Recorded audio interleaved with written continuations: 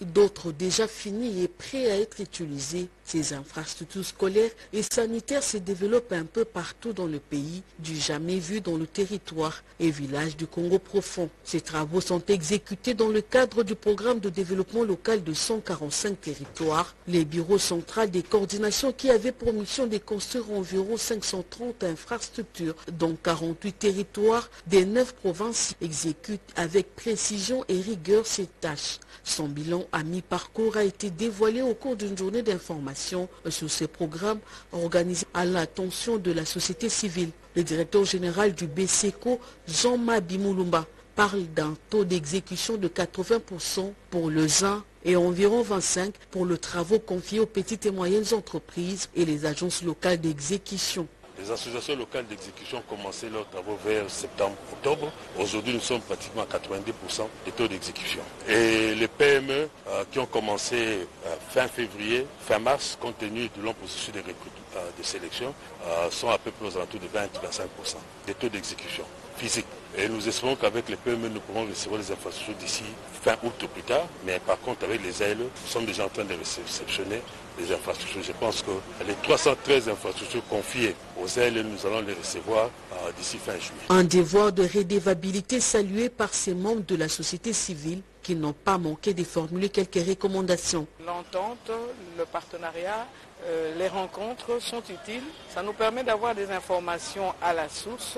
Et je pense que notre méthodologie ou notre stratégie était effectivement d'échanger d'abord pour que le BCECO soit redevable, qu'il soit transparent. Et c'est ce qui nous a fait aujourd'hui. Nous les félicitons déjà. En initiant cet exercice, l'idée du BCECO était de solliciter l'implication de la société civile dans cet ambitieux programme de développement local de 145 territoires.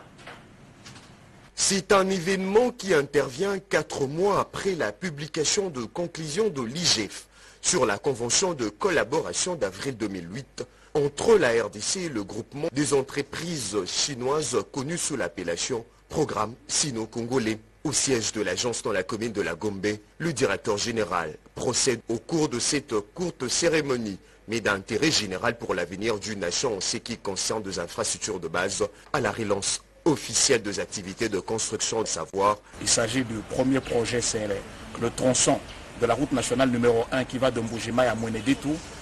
Il y a le tronçon de la route nationale numéro 20 de Ingoudi à Idiofa. Il y a le projet de la route qui va de Bukavu à Kamanyola. Il y a le projet du stade de Bukavu. Et puis il y a le projet de la route de Manterne-Tchela Singini.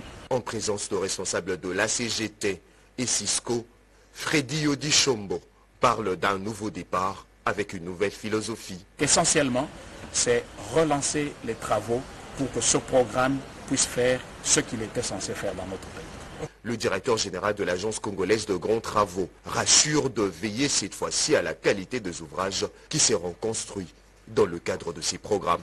Nous allons commencer d'abord par construire les routes. Le chef de l'État nous a donné des instructions formelles pour que nous donnons priorité à la route. Pour un aboutissement heureux dans le temps de ces travaux, la Société des infrastructures sino-congolaises a fait le serment de faire de tout son possible pour respecter les exigences liées à son travaux en vue de rassurer son partenaire congolais.